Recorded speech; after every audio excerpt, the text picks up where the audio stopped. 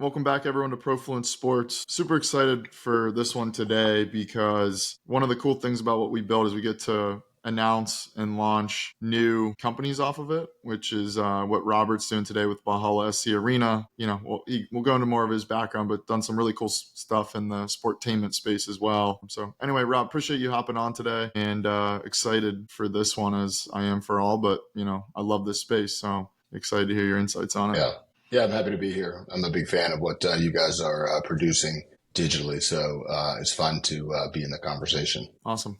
Well, give us a quick rundown, 2 minutes. I know you've probably done a handful of things over your career, but Punchbowl Social in that sportainment space or entertainment or social entertainment or whatever, the word of the day is for it. But give us a quick rundown background on what you built there, and then we'll lead it into, the cool things and project you're working on now. Yeah.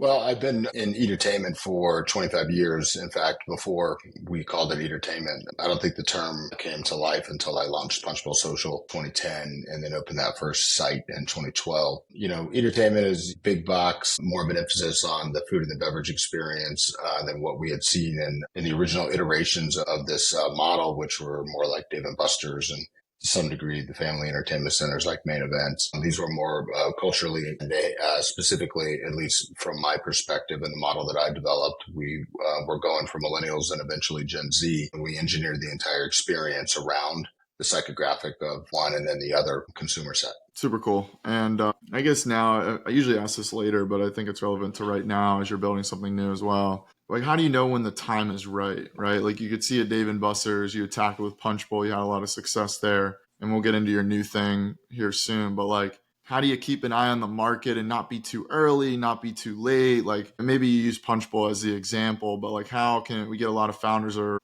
entrepreneurs or people that want to be looking for ideas or what to build next? Like, how do you approach that? There's business professionals, right, that are experts at certain things, but I think the entrepreneur has to really trust their instincts to a large degree.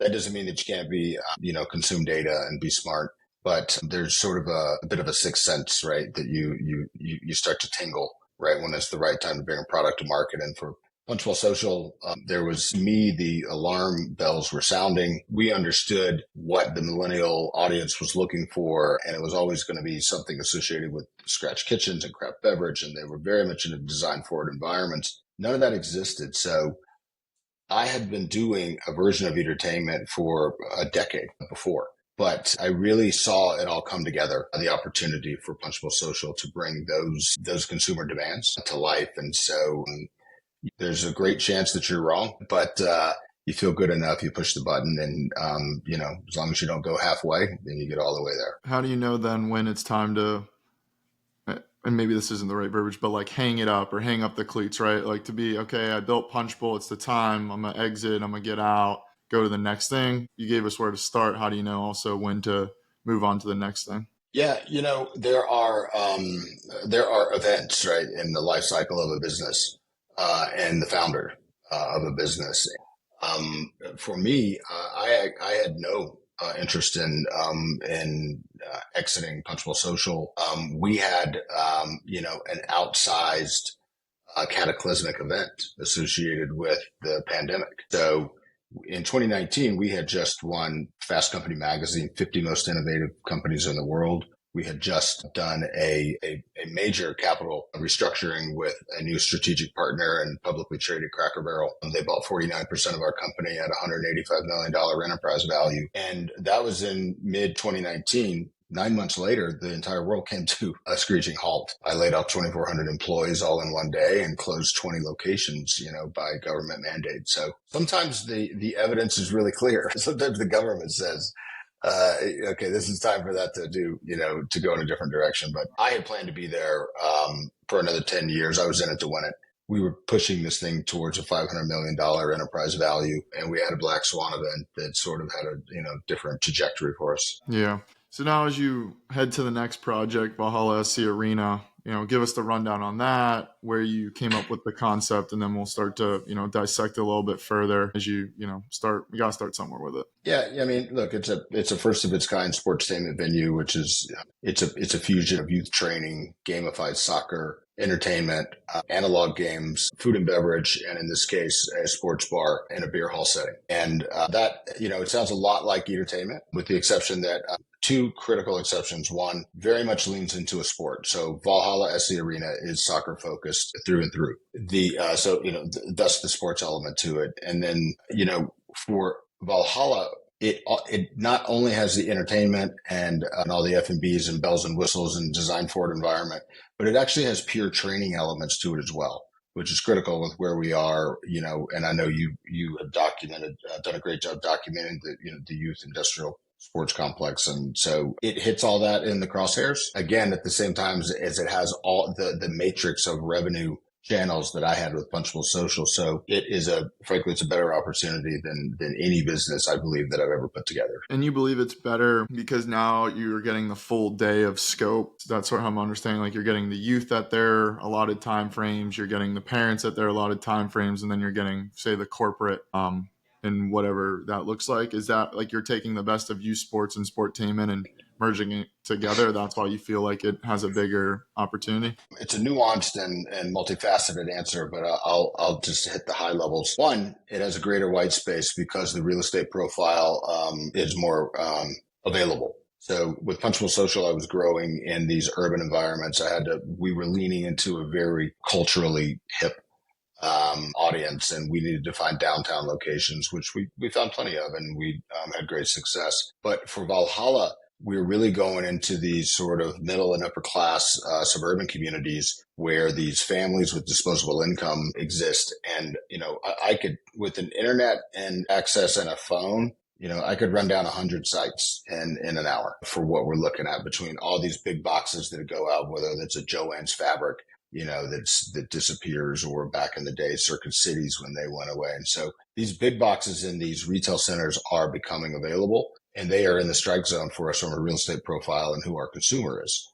So that's one piece of it. It just speaks to the white space. But, this piece where we're bringing in the training, it's unprecedented, right? We've never been able to do pure training in this environment that also has analog games that are non-soccer related, gamified technology, soccer games, and then again, all the other elements such as, corporate events.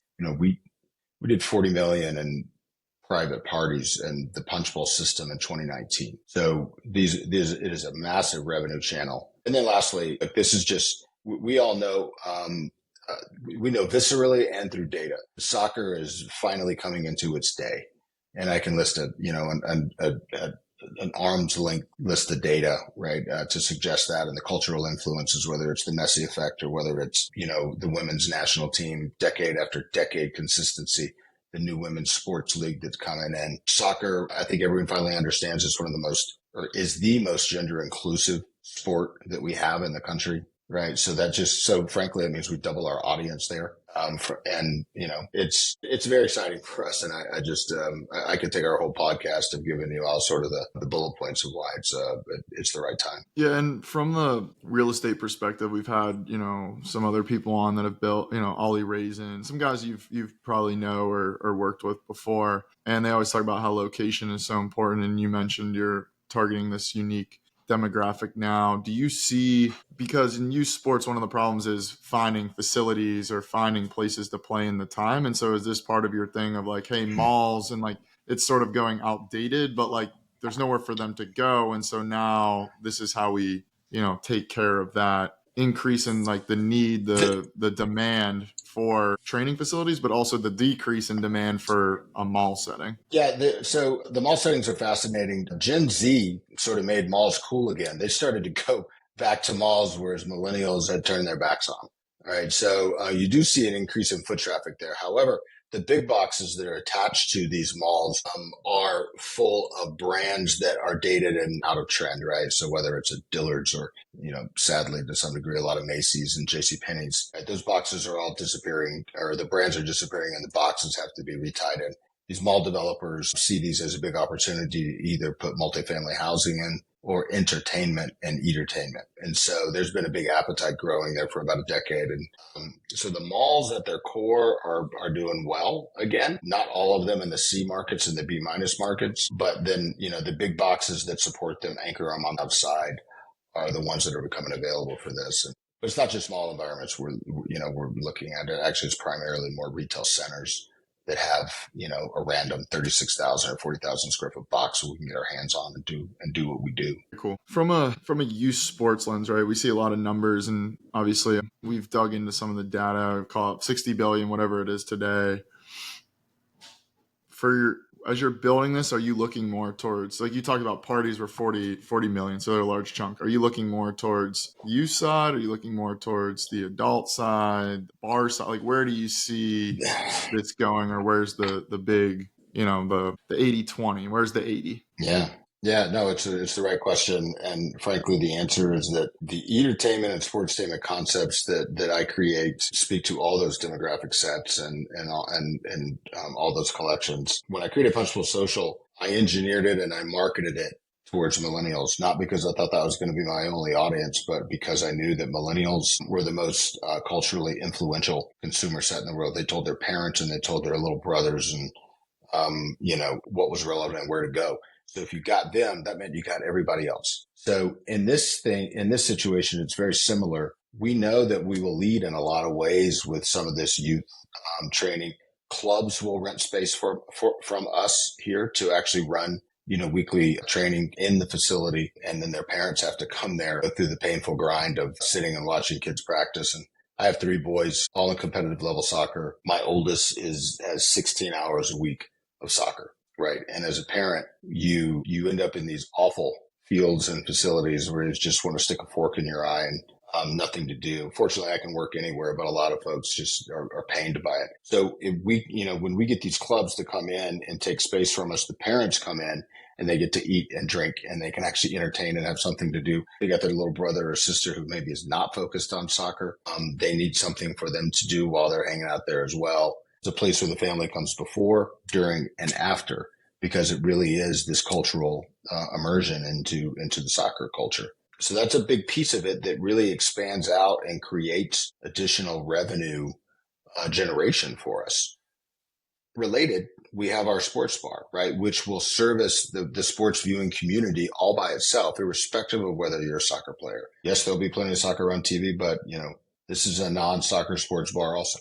It's going to be the best place to watch the World Cup or, FIFA, the Euro Cup or anything. But if you want to watch a football game and a basketball game, this is also going to be the place that you're going to want to come and hang out. So it's, if the question is what's that single set, it's not. That's the beauty of entertainment, beauty of sportstainment. It grabs revenue channels really from across the spectrum, and it creates this unfair advantage over the casual dining community, which are just places where you go sit down, eat, drink, and leave.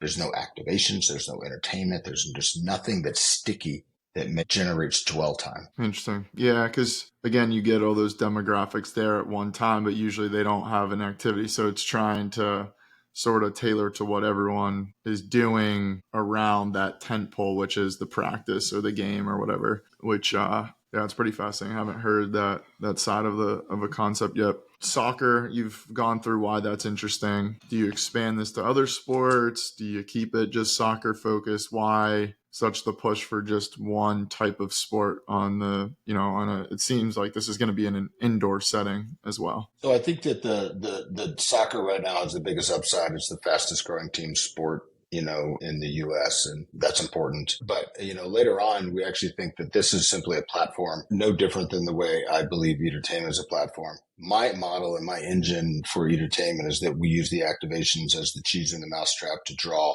consumers in, expand the dwell time, increase the incremental spend on food and beverage. And while they're there, they end up coming in for 3.5 hours instead of 45 minutes. It's the same model here where it's the sports and the activations and the gamification of the sports that bring people in. We sell them a lot of food and beverage, expand the dwell time similarly. But so we can take that and become a platform and that, it may be that there's a moment where we say we're ready to have the baseball version of this, or if we can figure out how to program it the right way and get the right real estate boxes in place. Basketball is clearly a highly relevant sport. It is considered in the top 10 of the coolest. The NBA is considered one of the top 10 coolest brands in the country. So this is just the beginning of this. And it's a model that operates identically but we will have different skins and trade names on each one of the concepts. So if there's entertainment, I've sort of talked about sportainment, what do you sort of label this as? I mean, you're creating a new category. So I guess you can say anything or mix and match, or, you have to usually stay within the box so people have some understanding. But, how do you sort Yeah. of put a short phrase or word around it? I think it is sportstainment. It's just that our model in the sportstainment sort of parent category is different than what anyone else has brought to life. I just haven't seen anyone who's figured out how to thread the needle between the training, the F and the B, the entertainment, and all the other tricks that are associated, with the model. So look, and when I started creating Punchbowl Social in 2010, opened the first one in 2012, we had concepts that had food and beverage and activations. We didn't call them entertainment because the food sucked, the beverage was commodity and predictable, and the gaming was vanilla, right? And it certainly was not set up into what we would think of as a social setting. So studying the demographics and psychographics of the core consumer, being able to build it, design it, make it feel like an immersive lifestyle experience for the core customer is when we started referring to this thing as entertainment, right? Because you truly did come in there. Punchbowl Social was 89% food and beverage. Everybody else was more in the 50-50 range, food and beverage versus activations. We figured out a way to change the model, increase the sales into a higher average unit volume. And this is exactly what we're doing here with sportstainment. We're just taking something that exists and re-engineering the model, the engine, so that it performs in a better way than what we see out there in the market today. Yeah, that's super interesting. I need to go re-listen to that clip part myself of just how you think about it. As you launch a location now, how do you start to, there's probably a lot of learning in the first one. Now, as you think about going from 1 to 5 to 10 to 20, how do you keep that all in line? What's it take to launch a new one? And where for Valhalla are you starting? Yeah. Location wise, and what, to build that, I guess you call it a prototype in technology, but a test case here for physical. We're either very good or we're very lucky. And we opened the first Punchbowl Social, and frankly, we nailed it. At a line out the door. I mean, literally blocks long the first couple of weeks. And we did not need to change any of the way it was programmed. So we just started rinse and repeating that across. And so, when we think about the same thing for Valhalla, we'll try to be equally as thoughtful. If we get it right, we'll be pleased. If we need to tweak it a little bit, which is, absolutely acceptable, then we understand how to do that quickly. The boxes don't really change. The box sizes, we know how much square footage we need to bring this thing to life. It's just would be a matter of sort of reconfiguring some of the modular activities in different ways. But also, it's just this ongoing mindset to be, and I've applied this to all my businesses and frankly everything in life, that you need to assume that change is coming at all times. And those of us that are the most prepared for it and understand how do we reimagine or modify what already exists or what we've already had success with, those are the folks that generally come out well on the other side. What we do, what we create, there's a piece of it that's art, but it's only successful art if you can monetize it and make money with it. So when you're looking at a for-profit business, you're not allowed to be emotional about the way you set it up, and you got to be prepared to adjust it and move on to the next best iteration of it so that it can be a product that's around 25, 40, 50 years from now. I try to never create anything that, even if you can make a lot of money and it's gone in 7 years, there's plenty of business models like that. I think about brands and relationships with consumers as becoming multi-generational. And when we create something, we build it for the long haul. I want Valhalla to continue to be growing, even potentially after I have transacted out of the deal eventually. Well, and I mean, unfortunately for casual dining, the dollars that are spent in the industry are somewhat finite. Zero-sum game. People ask me all the time, is entertainment becoming too built up? And the answer is, of course not, because we just keep taking market share from casual dining. So more of the same pie just is coming over our way into entertainment and now sportstainment. So an interesting thing for us. But look, in terms of the trends that I think could affect us and the broader sports ecosystem, and you've talked about this as well. And this is one of the reasons that helped me pull the trigger on this when I finally did, because I've been working on this for a few years. And it was just a convergence of data and events that made me say the time is now. The amount of private equity capital that's moving into sports and sports entertainment is unprecedented. Right. It was already in some professional franchises. When the NFL opened the door, that private equity would get into the ownership stack. That was the floodgates got kicked over. So now you've got this smart capital, not just deep capital, which comes in from some of these high net worth individuals that have historically owned these franchises. You have money that comes in and understands how to optimize it. And they understand the value of investing up and down the sports and sports entertainment vertical. When things like Valhalla come into existence, we know that we are expanding fandom for the sport of soccer. So what we pay attention to are being careful who we get into partnerships with, because frankly, there's a part of us that is waiting on, the right one of those strategic ownership groups or soccer affiliations that wants to come in and say, look, we know your mission is to create joy and train both at the same time, but we love that you expand fandom. Here's investment capital amount of X to continue to do that. That's the game changer, is just the intelligence of the capital that is involved in this category now, and they're smart enough to see what an ancillary enterprise like ours can do for their much bigger business enterprises. Yeah, I will. I'll start by pushing people straight to my LinkedIn page, which will have all the links and bells and whistles that they need, right, to get to everything else, and it'll just be sort of a resource for learning more, which will take you to pages that actually have a lot more information than a simple LinkedIn page can handle. Share my LinkedIn link in somewhere in the information here, and that'll be fine. Yeah, of course, my LinkedIn is just my name, Robert Thompson, right? And the affiliations here with a few companies named Angevin and Joytrade, but of course, Valhalla SC Arena, which is where we're focused. Look, thanks for letting us have your platform for a moment to announce something that's special to me.